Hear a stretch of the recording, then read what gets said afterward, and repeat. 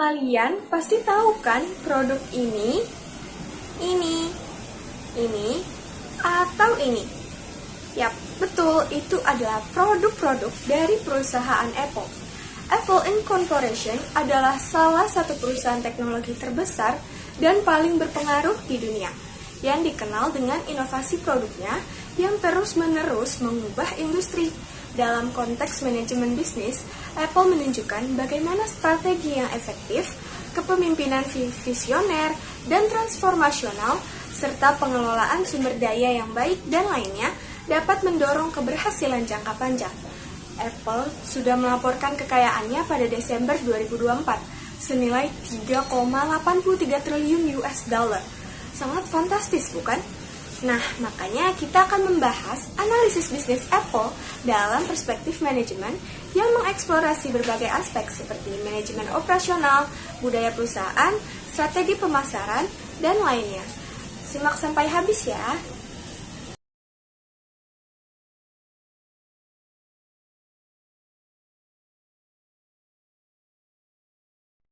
Membangun serta mengelola sumber daya manusia. Yang pertama, ada konsep struktur organisasi. Apple mengadopsi struktur organisasi yang fungsional, yang memungkinkan spesialisasi dan pengelolaan yang lebih efisien dalam setiap divisi. Struktur ini didukung oleh tim manajemen tingkat atas yang terdiri dari eksekutif yang mengawasi berbagai fungsi, seperti pemasaran, pengembangan produk, dan sumber daya manusia. Dalam beberapa tahun terakhir, Apple juga mulai mengadopsi elemen-elemen struktur matriks dengan lebih banyak kolaborasi lintas divisi. Lalu yang kedua, mengelola bisnis untuk persaingan global. Apple beroperasi di pasar global dengan menghadapi kompetisi ketat dari perusahaan seperti Samsung, Microsoft, dan Google. Untuk tetap kompetitif, Apple mengelola sumber daya manusianya secara efisien melalui pelatihan, pengelolaan talenta global, dan kebijakan perekrutan yang ketat. Selain itu, mereka juga mengembangkan tim-tim yang tersebar di berbagai wilayah untuk memahami dinamika pasar konsumen lokalnya, sehingga Apple dapat tetap relevan dan beradaptasi di pasar global. Yang ketiga, ada mengelola sistem pemantauan bisnis global. Apple menggunakan sistem pemantauan bisnis global yang canggih untuk mengevaluasi kinerja di berbagai pasar. Mereka mengandalkan data besar atau big data dan pengelolaan inventaris untuk memantau preferensi konsumen, tren pasar, dan kinerja penjualan di seluruh dunia. Ini memungkinkan mereka untuk menyesuaikan strategi pemasaran dan distribusi secara tepat waktu. Sistem ini juga membantu Apple dalam menangani tantangan yang terkait dengan perubahan pasar, masalah rantai pasokan, dan peraturan di berbagai negara. Kesimpulannya, Apple berhasil menjadi pemimpin dalam industri teknologi global karena kepemimpinannya yang kuat, berbasis pada inovasi dan keberagaman. Perusahaan multinasional ini berhasil mendorong karyawannya untuk terus berpikir kreatif, bekerja dengan passion untuk menghasilkan produk terbaik. Selain itu, Apple juga mengelola sumber daya manusia yang dengan sangat baik untuk mempertahankan posisinya dalam persaingan global melalui struktur organisasi yang efisien, pengelolaan talenta, serta sistem kendali yang terintegrasi. Selanjutnya, analisis bisnis perusahaan Apple dalam manajemen operasional untuk peningkatan kualitas dan efisiensi. Apple Incorporation sebagai salah satu perusahaan teknologi memfokuskan diri pada peningkatan kualitas dan efisiensi melalui manajemen operasional yang terstruktur dengan baik. Dalam hal ini, ada 3 aspek yang perlu dianalisis terkait manajemen operasional, yaitu memahami kebutuhan konsumen, yaitu Apple selalu menempatkan konsumen sebagai pusat dari inovasi dan pengembangan produk. Untuk memahami kebutuhan konsumen, Apple menggunakan pendekatan seperti riset pasar, analisis tren teknologi, pengumpulan umpan balik, dan lain-lain. Proses ini sangatlah berguna untuk mengetahui segmentasi pasar dan meningkatkannya. Yang kedua, ada perencanaan proses produksi, yaitu melibatkan berbagai aspek untuk memastikan bahwa produk Apple berkualitas tinggi diproduksi dengan efisien maksimal. Perencanaan ini mencakup manajemen rantai pasokan, kontrol kualitas, dan strategi produksi yang responsif terhadap permintaan pasar. Apple merencanakan kapasitas produksi yang dapat disesuaikan dengan perubahan permintaan, memungkinkan mereka untuk mengurangi resiko kelebihan stok atau kekurangan stok yang dapat mengganggu pendapatan. Mereka memanfaatkan teknologi manufaktur canggih dan otomatisasi untuk meningkatkan efisiensi produksi. Lalu yang terakhir, desain fasilitas dan tempat kerja. Desain fasilitas dan tempat kerja di Apple sangat mendukung budaya inovasi, efisiensi, operasional, dan kepuasan karyawan. Dalam fasilitas produksi, Apple menggunakan fasilitas yang sangat modern dan otomatis dengan pengelolaan efisien untuk mengurangi pemborosan dan meningkatkan kecepatan produksi. Contohnya, penggunaan robotik dalam perakitan perangkat untuk meningkatkan akurasi dan kecepatan produksi.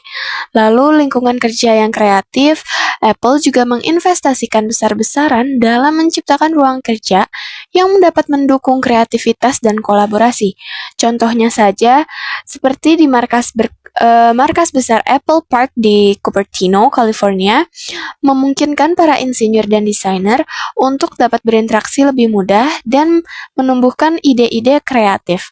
Lalu, pengelolaan sumber daya manusia, Apple menempatkan pentingnya pemilihan dan pelatihan karyawan. Dalam hal ini, Apple memiliki program pelatihan dan perkembangan berkelanjutan untuk memastikan bahwa setiap karyawan dapat berkontribusi maksimal dalam desain dan produksi produknya. Dengan memahami kebutuhan konsumen, perencanaan proses produksi yang matang, dan desain fasilitas yang mendukung, Apple berhasil mempertahankan posisinya sebagai pemimpin industri teknologi global. Selanjutnya ada perencanaan, strategi, dan keunggulan persaingan. Mengapa perencanaan itu penting? Perencanaan adalah aspek penting dalam kesuksesan Apple. Dengan merencanakan strategi jangka panjang dan mengidentifikasikan tren pasar serta potensi teknologi baru, Apple dapat menjaga posisi kepemimpinannya di industri teknologi. Proses perencanaan yang matang juga membantu Apple untuk mengelola resiko dan merespon perubahan secara cepat. Lalu ada tingkat perencanaan. Apple melakukan perencanaan pada berbagai tingkat. Yang pertama ada tingkat korporat. Hierarki ini mengambil keputusan menyangkut seperti diversifikasi produk, contohnya menambah layanan seperti Apple Music dan Apple TV. Tingkat korporat adalah hierarki paling tinggi. Lalu ada tingkat bisnis, di mana perencanaan lebih berfokus pada produk dan lini usaha tertentu, seperti perencanaan untuk pengembangan iPhone, MacBook, atau layanan berbasis iCloud. Lalu yang terakhir ada tingkat fungsional, yaitu perencanaan yang melibatkan pengelolaan sumber daya manusia, pengembangan teknologi dan strategi pemasaran yang mendukung tujuan perusahaan. Dalam strategi tingkat bisnis Apple, berfokus pada diferensiasi melalui inovasi produk dan integrasi vertikal antara perangkat keras, perangkat lunak, dan layanan. Sedangkan pada tingkat korporat, Apple berfokus pada ekspansi pasar, baik dengan memperkenalkan produk baru maupun mengenalkan layanan seperti Apple Pay, Apple Arcade, dan lain-lain. Selain itu, Apple juga memprioritaskan keberlanjutan dan tanggung jawab sosial perusahaan yang menjadi bagian integral dari strategi mereka. Dengan perencanaan yang matang dan formulasi strategi yang tepat, Apple tidak hanya mempertahankan keunggulan kompetitifnya, tapi juga terus berkembang di pasar global yang sangat dinamis. Selanjutnya, analisis bisnis perusahaan Apple dalam pemimpin dan kepemimpinan. Kepemimpinan personal visioner yaitu dapat dilihat pada sosok pendirinya, yaitu Steve Jobs, yang menjadi simbol dari perusahaan ini. Jobs dikenal sebagai pemimpin yang sangat visioner dengan ketegasan dalam ide-ide inovatif. Ia berhasil menciptakan budaya perusahaan yang berfokus pada kualitas, desain, dan pengalaman pengguna. Jobs tidak hanya menciptakan produk-produk yang inovatif, namun juga menginspirasi tim Apple untuk terus berpikir di luar batas dan mendorong kreativitasnya. Visi Jobs yaitu menggunakan desain yang simple namun elegan, serta pengalaman pengguna yang intuitif mengarahkan Apple ke area yang sangat berbeda dibandingkan perusahaan-perusahaan lainnya. Jobs juga dikenal karena sifat kepemimpinannya yang otoriter tetapi efektif, di mana ia berfokus pada hasil dan kualitas yang luar biasa. Lalu ada gaya kepemimpinan transformasional. Para pemimpin Apple berusaha untuk menginspirasi karyawannya untuk mencapai tujuan yang lebih tinggi dan mendorong mereka untuk berpikir kreatif, berinovasi, dan bekerja sesuai passion. Di bawah CEO Apple cenderung lebih menekankan gaya kepemimpinan partisipatif dan kolaboratif yang sangat memperhatikan kesejahteraan karyawan dan fleksibilitas serta keseimbangan kehidupan kerja. Lalu ada kepemimpinan lintas budaya. Sebagai perusahaan global yang beroperasi di berbagai negara dengan budaya yang beragam, kepemimpinan lintas budaya juga sangat penting untuk memahami nilai-nilai dan preferensi konsumen di seluruh dunia. Di pasar internasional, Apple menyesuaikan produk dan strategi pemasaran untuk menghormati norma dan budaya lokal sambil tetap menjaga nilai-nilai inti mereka, seperti desain yang premium dan pengalaman yang konsisten. Selanjutnya ada pengambilan keputusan, pembelajaran, kreativitas, dan kewirausahaan. Dalam pengambilan keputusan, ada keputusan yang terprogram. Keputusan terprogram Apple adalah keputusan yang dibuat berdasarkan aturan atau prosedur standar yang telah ditentukan sebelumnya. Di Apple, keputusan ini sering terjadi dalam operasi sehari-hari yang berulang, seperti pengelolaan rantai pasokan dan proses manufaktur. Misalnya, Apple memiliki prosedur baku dalam memilih pasokan komponen untuk produk mereka dalam iPhone atau MacBook. Prosedur ini melibatkan standar kualitas yang ketat dan pilihan berbasis harga serta keadaan pengiriman yang meminimalkan resiko dan memastikan kelancaran produksi mereka. Program, yaitu keputusan yang diambil untuk situasi yang tidak terduga dan tidak memiliki prosedur. Apple sering juga mengalami situasi ini, terutama dalam pengembangan produk baru atau saat menghadapi tantangan pasar yang dinamis. Contohnya adalah keputusan untuk mengubah desain produk atau masuk ke pasar yang baru, kayak layanan streaming, seperti Apple Music, atau pengembangan Apple TV. Keputusan-keputusan ini dibuat dengan pertimbangan yang cermat tentang potensi pasar, teknologi yang ada, dan preferensi konsumen. Selanjutnya, langkah-langkah dalam mengambil keputusan. Apple menggunakan pendekatan yang sistematis dalam pengambilan keputusan mereka.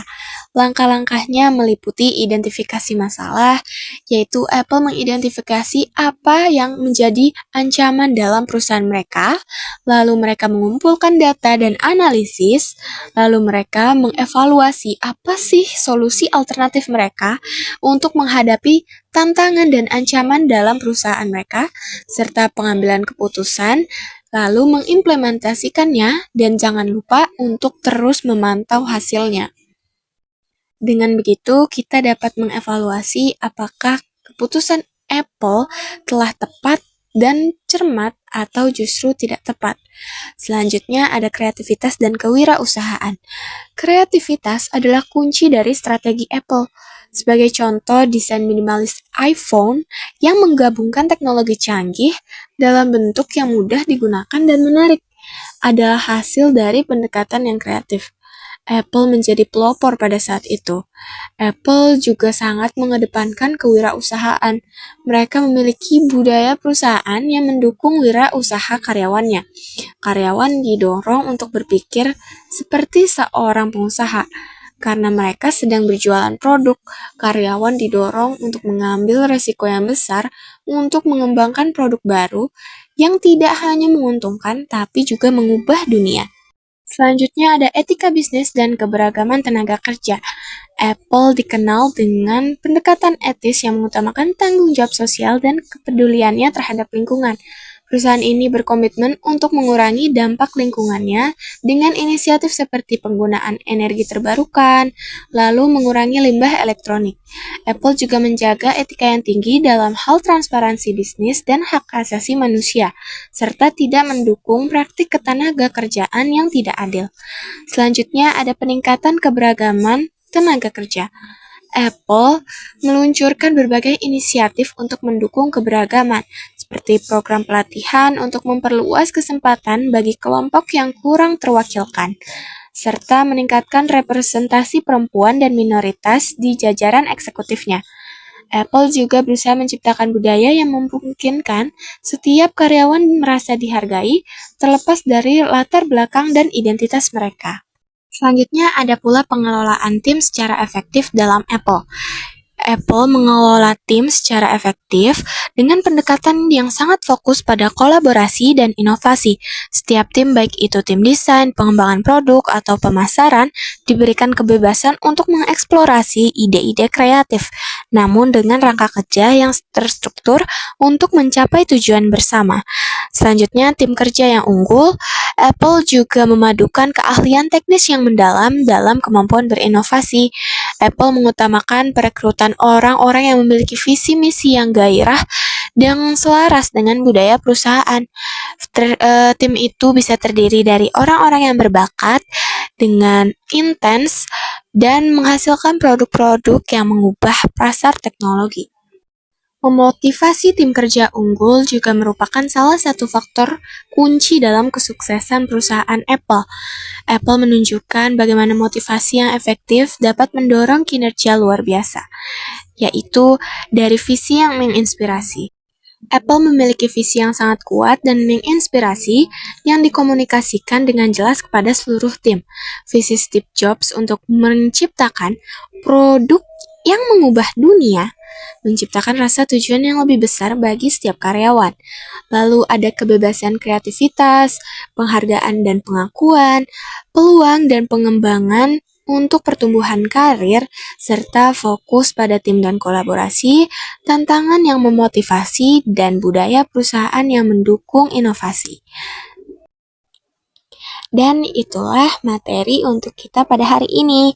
Terima kasih kepada semuanya yang telah mendengarkan. Semoga ilmunya dapat bermanfaat. Assalamualaikum warahmatullahi wabarakatuh.